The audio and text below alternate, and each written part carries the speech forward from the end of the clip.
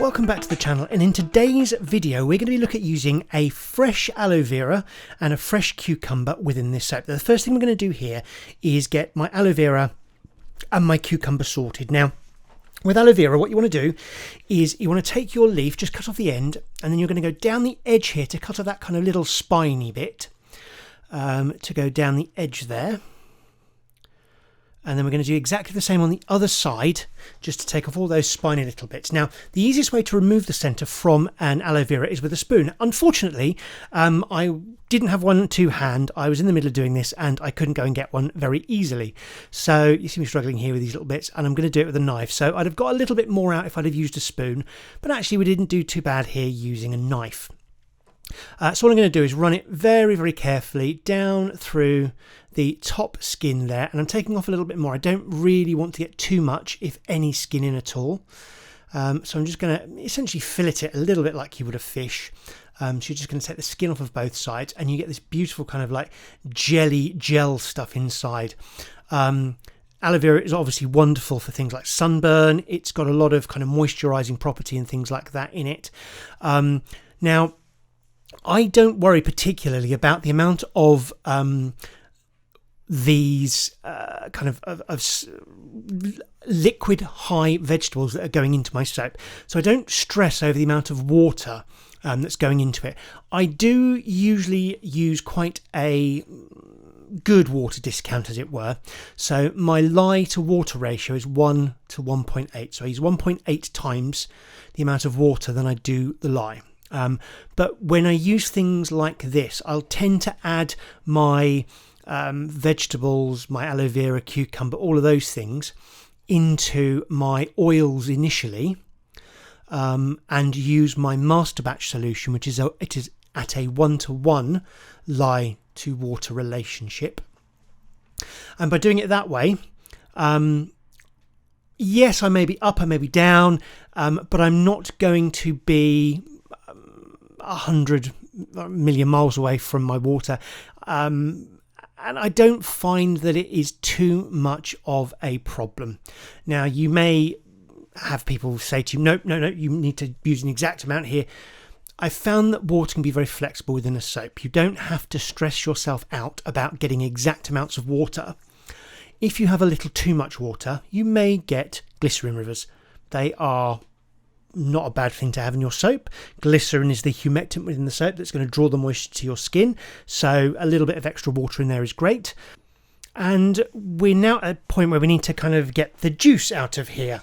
So you can do this in many different ways. You could puree it, you could put it into a food processor, you could put this into any kind of thing that's going to zhuzh it up, or you can use your stick blender. You have a stick blender there which you can use for other things to go into your soap, as long as you're not using it for food that you then go and eat. But all I'm going to do is I'm going to get this into this bowl, and I'm just going to process this down with a stick blender. It's an immersion blender. It is designed to do this, so you might as well use this to get the juice out of things. And then we're going to strain all of the organic material out of here, purely because you don't really want large pieces of organic matter within the soap, because they have the tendency to rot. And once you get to this point where you've got your liquid, you do need to strain it. Now, I'm going to strain it straight into my oils, so I don't need to worry about this touching the lye until the lye is introduced.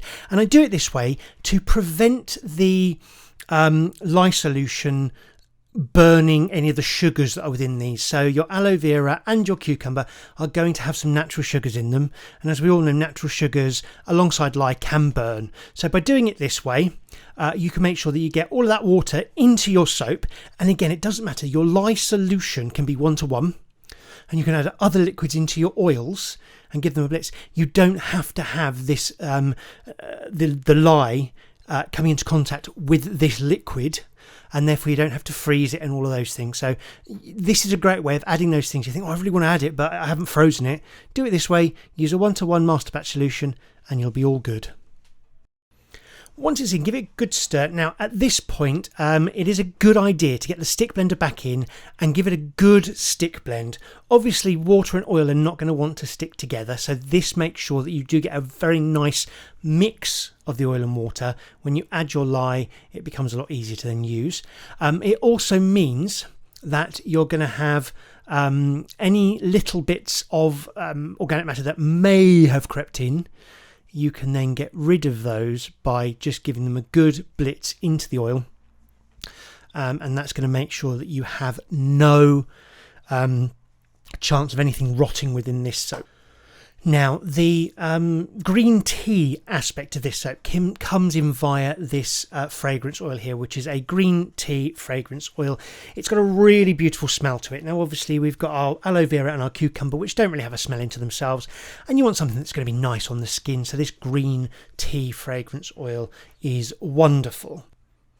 Now I'm going to add in here my lye solution, and as you can see, what I've done is laid my stick blender shaft in the pouring spout, and I pour my lye solution down the shaft. Now the reason I do this is to try and minimise the amount of bubbles that I've got going on, and I did get quite a few into this soap through stick blending and other manipulation, but by pouring your lye solution down the stick blender like that, you'll get it into a really, you'll make sure that you don't get any bubbles in there. So we get that in, we're going to bring this to an emulsion. Now I always bring my soaps to just an emulsion. I can then manipulate it, I can colour it, I can get all of that stuff done. And then if I need to, I can always bring the stick blender back in and bring everything up to a thicker trace. But really, I just tend to allow everything to come to trace of its own accord in its own time. And obviously this is now starting to heat up. Now, the fragrance oil I used here can give you a slight acceleration in trace. What I mean by that is, if you know that your batter will go through the various stages from emulsion to thick in, say, 30 minutes, and you add a fragrance oil and all of a sudden in 15 minutes it's thick, that's an acceleration in the trace of soap. So various things can do it, clays can do it, all of those things. Just checking here how much I've got in there, and I'm going to eyeball half and half. That's all I'm doing there, just to make sure. I'm going to do half of this green, half of this uncoloured, and we do a little mica line in the middle with some mica drizzle on the top. So that's half, and you can see here how it's gotten quite thick. And if you watch any of my other videos, you'll see that it doesn't thicken up this quickly with such little stick blending. So we need to work a little bit faster here. These are oxide. I've got blue oxide and yellow oxide to hand. I have these pre-mixed with some olive oil, but you can use any inert oil in them. And I've added a little bit there. I just give that a quick stir through. Now, because they are mixed with oil, they do mix in quite quickly. But you can see there, we've not really touched the colour of that one. So let's give it a good squeeze. And some of the yellow, and that's then going to bring this to a kind of greeny colour. So you can see there that blue oxide has really turned it green. I want to kind of boost this a little bit more, so let's whack some yellow in there, see if we can kind of get this more to a kind of lighter yellow. And you'll see that's kind of gone a little bit too orangey tan. Again, this is where you get to play with your soaps and see what colour you want and how you want it to work. I wanted to go with the oxides in this particular soap. And you can see here, we've gone to this muddy kind of olivey green. Not my favourite, so I'm going to revert back a little bit. I'm going to add some titanium dioxide. Titanium dioxide will help your batter to accelerate even further. That's just given me this kind of lighter khaki colour. Really not impressed with that one. So I think what we're going to do with this is bring in some mica powder, because I just want to make sure the green is more of a greeny green rather than an olive green. So we're going to add about a teaspoon of that in. Now, if I was doing this as an assessment piece, I would be weighing every ounce of this so I knew exactly how much of each thing we were putting in there. Okay, so we'll get that stick blended in. Now I have to stick blend it because dry mica won't stir in particularly well, so I've had to stick blend this, which means we're starting to get quite a nice thick trace on this soap. All right, so you can see exactly how that's thickened up there, but I have got a much nicer green. So notes for next time, if I do this soap again, I'm going to use mica, not the oxides. Simple as.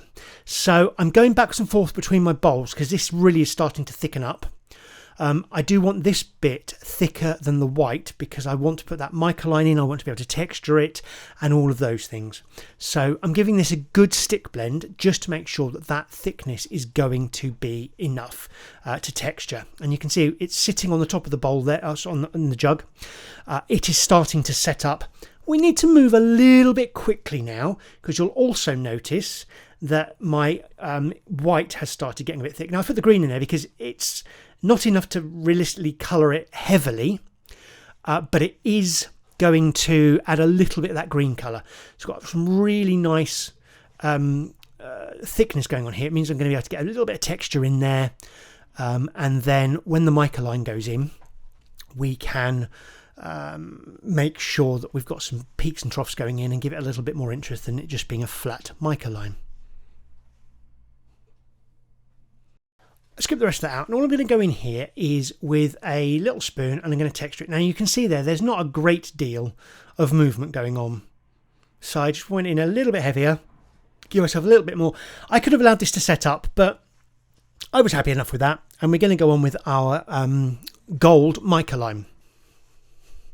So in order to do mica lines, you need to use like a tea strainer like this one, or a little sieve, so you can put it into there, and then you're going to just kind of tap this over the surface. Now I'm going quite heavy on this because I'm going to show you a little trick to make sure you can get your mica to stick to both sides. Again, as I've said in a number of videos in the past, and you look at that, that's a really thick mica line. Soap sticks to soap via the addition of water.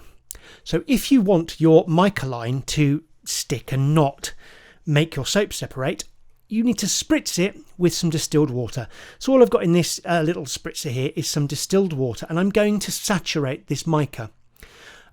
We should be absolutely fine because you may get a little bit of toing and froing up and down, but you're gonna take the ends of these soaps off anyway. Let's just get rid of some of this mess on the table. Because now we've sprayed that down, you'll also find that when you wipe the edges of your mould here, it comes off a lot cleaner. It doesn't go down the sides and down everywhere. It's just a really nice clean way of getting these soaps to look a lot neater. So I'll just reposition here so you can actually see what's going on in the soap here, and you can see how much this has thickened. So what I'm just going to do here is give it a very quick stir, which will bring back some of the fluidity to it. So if your soaps are starting to thicken up, if you give them a stir, they will tend to come back from the brink. But actually, I'm not too unhappy about that, because it's going to be flowy enough that it's going to sit and then spread into all the areas that I want it to spread into. If I give it a quick bang and a shake here, that's going to do that job. But it's also not fluid enough. It's going to push that mica too far out of the way, and we are going to get that nice mica line in situ. So it's one of those things is that you have to kind of weigh up the pros and cons, and then kind of say, okay, I'm gonna go with whatever happens on this soap, and whatever batter we get, we work with. We adapt our situation to what the batter is doing. So this is set up a lot quicker. Also, it's a different recipe that I'm trying here. This recipe had a few more butters in than I'm used to working with, and all of those things have kind of combined to make this soap set up a little bit quicker than it normally would. But that's fine, we can work with it. Now all I'm doing on the top of this soap now is texturing it to give it a little bit of interest on the top, and I'm just pushing everything over to one side here and getting that just to look a little bit kind of interesting there. And then I've got a little bit of mica drizzle I've made up. My pipette at this point was a little bit blocked, so I'm just kind of like drizzling on a little bit of this oil, and it's just going to kind of soak into the soap, leave a little bit of that mica on the top. And then we just get a nice kind of pattern on it. So I'll finish that off, and then we'll come back for the cut. And here we are back with the soap, and you can see on the top there, all of that kind of mica just kind of soaked in. There's a little bit of oil there, but it'll be absolutely fine. So just get this out of my little kind of container. So these moulds do tend to bow out a little bit, and I've got a couple of 3D printed sleeves just to kind of keep everything in. You just see on the edge there, a little bit of that oil is left, but as we leave this to set up over the course of a few days, that oil will absorb into the soap and just become a part of the super fat. You need to make sure you release the vacuum in these by just kind of making sure you get right down to the bottom and peeling it apart. And hopefully this is not going to give me too much problem to come out. Just gently, push, and then we'll slide this one out of our mould and see how we get on. So I think I could have probably left this one, yeah, look at the bottom there. I could have left this one another kind of half a day, a couple of days, but it's fine. We're going to just get on and crack on and cut this one up. So I'll bring in my cutter here. Just make sure you can see that. Wipe down the wire. You want a nice kind of ding sound on your wire when you're cutting. Let's pop this in here and get a slice out, and we'll see what we've got going on the inside. So with these, just make sure you push consistently and slowly through, and then it'll just ping out the bottom. I do like to slow down a little bit at the bottom just to make sure I'm not going to take too much of the... And there we go. There we have our soap with a beautifully thick mica line. So let's get another slice out of this one just to see how well this is working. Pop that across, slide that down. Let's have a look and see what we get with this bad boy. Oh, look at that. So yeah, beautifully thick. We've got some glycerin rivers in there. I don't mind glycerin rivers. It's a lovely addition to the soap, I think. And you get that really nice thick mica line showing through because you added the water. The water is absorbed into it without really kind of pushing it anywhere other than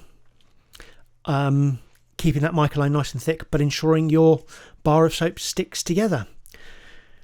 So, my soapy friends, if you have enjoyed this video, please give it a like. And if you haven't already, please subscribe to the channel. It does help me grow, and it helps me continue to make videos for all of you. If you do subscribe and you want to be notified of when the next video is uploaded, click that bell icon. And until next time, soapy friends, I'll catch you later. Bye bye.